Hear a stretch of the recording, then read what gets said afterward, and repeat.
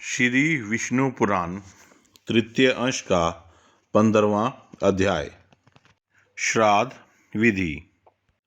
औरव बोले, हे राजन, श्राद्ध काल में जैसे गुणशील ब्राह्मणों को भोजन कराना चाहिए वह बतलाता हूँ, सुनो।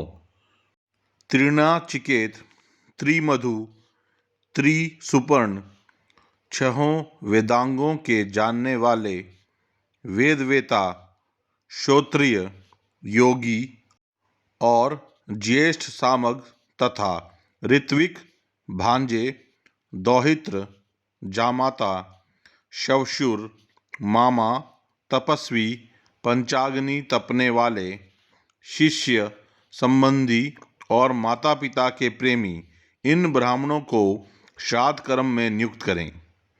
इनमें से त्रिणाचिकेत आदि पहले कहे हुओं को पूर्व काल में नियुक्त करें और ऋत्विक आदि पीछे बतलाए हुओं को पितरों की तृप्ति के लिए उत्तर कर्म में भोजन करावें। मित्रघाती स्वभाव से ही विकृत नखों वाला, नपुंसक, काले दांतों वाला, कन्यागामी, अग्नि और वेद का त्याग करने वाला, सोमरस बेचने वाला, लोक निंदित, चोर, चुगलखोर, ग्राम पुरोहित, वेतन लेकर पढ़ाने वाला अथवा पढ़ने वाला, पुनर्विवाहिता का पति, माता पिता का त्याग करने वाला, शूद्र की संतान का पालन करने वाला, शूद्र का पति तथा देवोपजीवी ब्राह्मण श्राद्ध में निमंत्रण देने योग्य नहीं है। श्राद्ध के पहले दिन बुद्धिमान पुरुष, श्रोत्रिय आदि विहित ब्राह्मणों को निमंत्रित करें और उनसे यह कह दें कि आपको पितृ श्राद्ध में और आपको विश्वदेव श्राद्ध में नियुक्त होना है। उन निमंत्रित ब्राह्मणों के सहित श्राद्ध करने वाला पुरुष उस दिन क्रोधादि तथा स्त्रीगमन और परिश्रम आदि ना करे, क्योंकि श्राद्ध करने में वह महान दोष पाया जाता है। श्राद्ध में निमंत्रित होकर या भोजन करके अथवा निमंत्रण करके या भोजन कराकर जो पुरुष स्त्री प्रसंग करता है वह अपने पितृगण को मानो वीर्य के कुंड में डुबोता है। अतः श्राद्ध के प्रथम दिन पहले तो उपरोक्त गुण विशिष्ट द्विज श्रेष्ठों को निमंत्रित करें और यदि उस दिन कोई अनिमंत्रित तपस्वी ब्राह्मण घर आ जाएं तो उन्हें भी भोजन करावें। घर आए हुए ब्राह्मणों का पहले पाद शुद्धि आदि से सत्कार करें, फिर हाथ धोकर उन्हें आचमन कराने के अनंतर आसन पर बिठावें। अपनी सामर्थ्य अनुसार पितृगण के लिए अयुगम और देवगण के लिए युगम ब्राह्मण नियुक्त करें अथवा दोनों पक्षों के लिए एक एक ब्राह्मण की ही नियुक्ति करें। और इसी प्रकार वैश्वदेव के सहित मातामह श्राद्ध करें अथवा पितृपक्ष और मातामह पक्ष दोनों के लिए भक्तिपूर्वक एक ही वैश्वदेव श्राद्ध करें। देव पक्ष के ब्राह्मणों को पूर्वाभिमुख बिठाकर और पितृपक्ष तथा मातामह पक्ष के ब्राह्मणों को उत्तरमुख बिठाकर भोजन करावें। हे नृप, कोई तो पितृपक्ष और मातामह पक्ष के श्राद्धों को अलग अलग करने के लिए कहते हैं और कोई महर्षि दोनों का एक साथ एक पाक में ही अनुष्ठान करने के पक्ष में है।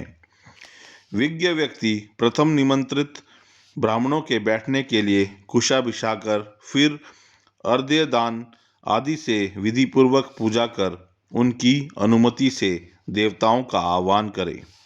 तदनंतर श्राद्ध विधि को जानने वाला पुरुष यव मिश्रित जल से देवताओं को अर्घ्य दान करे और उन्हें विधिपूर्वक धूप, दीप, गंध तथा माला आदि निवेदन करे।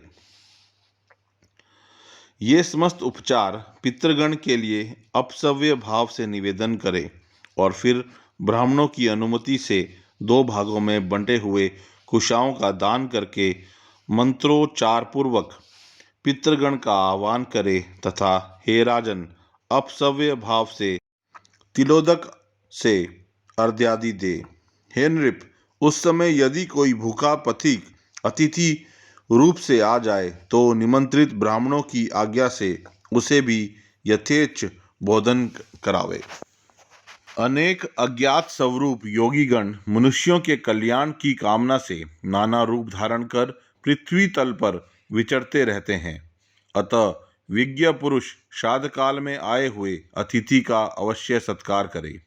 हे नरेंद्र, उस समय अतिथि का सत्कार न करने से वह श्राद्ध क्रिया के संपूर्ण फल को नष्ट कर देता है। हे पुरुष श्रेष्ठ, तदनंतर उन ब्राह्मणों की आज्ञा से शाक और लवणहीन अन्न से अग्नि में 3 बार आहुति दें।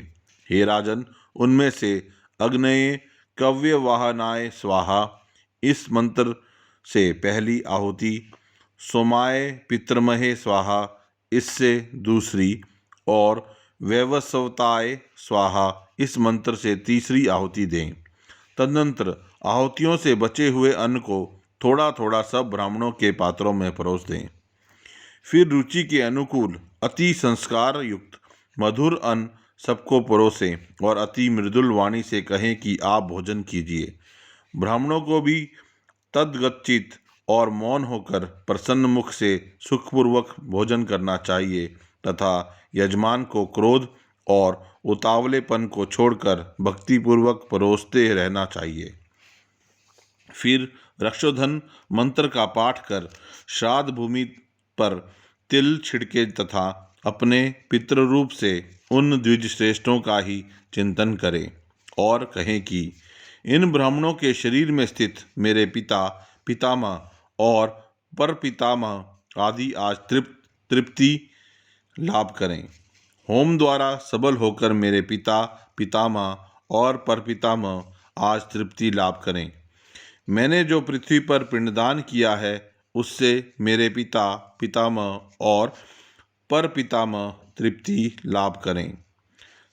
श्राद्ध रूप से कुछ भी निवेदन न कर सकने के कारण मैंने भक्तिपूर्वक जो कुछ कहा है उस मेरे भक्तिभाव से ही मेरे पिता, पितामह और परपितामह तृप्ति लाभ करें। मेरे मातामह, नाना, उनके पिता और उनके भी पिता तथा विश्वे देवगण परम तृप्ति लाभ करें तथा समस्त राक्षसगण नष्ट हों। यहाँ समस्त हव्य कव्य के भोक्ता यज्ञेश्वर भगवान हरि विराजमान हैं। अतः उनकी सन्निधि के कारण समस्त राक्षस और असुरगण यहाँ से तुरंत भाग जाएं। तदनंतर ब्राह्मणों के तृप्त हो जाने पर थोड़ा सा अन्न पृथ्वी पर डालें और आचमन के लिए उन्हें एक एक बार और जल दें। फिर भली प्रकार तृप्त हुए उन ब्राह्मणों की आज्ञा होने पर समाहित चित्त से पृथ्वी पर अन्न और तिल के पिंड दान करें और पितृतीर्थ से तिलयुक्त जलांजलि दें तथा मातामह आदि को भी उस पितृतीर्थ से ही पिंडदान करें।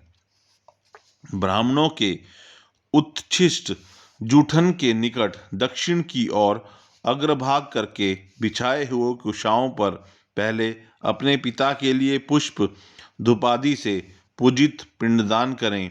तत्पश्चात एक पिंड पितामह के लिए और एक पर पितामह के लिए दें और फिर कुशाओं के मूल में हाथ में लगे अन्न को पोंछकर लेप भाग भुज सतृप्त नताम ऐसा उच्चारण करते हुए लेप भोजी पितृगण को तृप्त करें। इसी प्रकार गंध और मालादि युक्त पिंडों से मातामह आदि का पूजन कर फिर द्विज श्रेष्ठों को आचमन करावें। और हे नरेश्वर, इसके पीछे भक्ति भाव से तन्मय होकर पहले पितृपक्षीय ब्राह्मणों का सुसवधा यह आशीर्वाद ग्रहण करता हुआ यथाशक्ति दक्षिणा दें। फिर वैश्वदेविक ब्राह्मणों के निकट जा उन्हें दक्षिणा देकर कहें कि इस दक्षिणा से विश्व देवगण प्रसन्न हों। उन ब्राह्मणों के तथास्तु कहने पर उनसे आशीर्वाद के लिए प्रार्थना करें और फिर पहले पितृपक्ष के और पीछे देवपक्ष के ब्राह्मणों को विदा करें। विश्व देवगण के सहित मातामह आदि के श्राद्ध में भी ब्राह्मण भोजन, दान और विसर्जन आदि की यही विधि बतलाई गई है। पितृ और मातामह दोनों ही पक्षों के श्राद्धों में पाद शौच आदि सभी कर्म पहले देव पक्ष के ब्राह्मणों के करें, परंतु विदा पहले पितृपक्षीय अथवा मातामह पक्षीय ब्राह्मणों को ही करें। तदनंतर प्रीति वचन और सम्मान पूर्वक ब्राह्मणों को विदा करें और उनके जाने के समय द्वार तक उनके पीछे पीछे जाएं तथा जब वे आज्ञा दें तो लौट आवें। फिर विज्ञ पुरुष वैश्वदेव नामक नित्य कर्म करे और अपने पूज्य पुरुष बंधुजन तथा भृत्यगण के सहित स्वयं भोजन करें। बुद्धिमान पुरुष इस प्रकार पैतृ और मातामह श्राद्ध का अनुष्ठान करे। श्राद्ध से तृप्त होकर पितृगण समस्त कामनाओं को पूर्ण कर देते हैं। दौहित्र लड़की का लड़का, कुतप दिन का 8वां मुहूर्त और तिल, ये 3 तथा चांदी का दान और उसकी बातचीत करना, ये सब श्राद्ध काल में पवित्र माने गए हैं। हे राजेंद्र, श्राद्धकर्ता के लिए क्रोध, मार्गगमन और उतावलापन, ये तीनों बातें वर्जित हैं तथा श्राद्ध में भोजन करने वालों को भी इन तीनों का करना उचित नहीं है। हे राजन, श्राद्ध करने वाले पुरुष से विश्व देवगण, पितृगण, मातामह तथा कुटुंबीजन सभी संतुष्ट रहते हैं। हे भूपाल, पितृगण का आधार चंद्रमा है और चंद्रमा का आधार योग है, इसलिए श्राद्ध में योगीजन को नियुक्त करना अति उत्तम है। हे राजन, यदि श्राद्ध भोजी 1 सहस्त्र ब्राह्मणों के सम्मुख एक योगी भी हो तो वह यजमान के सहित उन सबका उद्धार कर देता है। यह था श्री विष्णु पुराण के 3 अंश का 15वां अध्याय।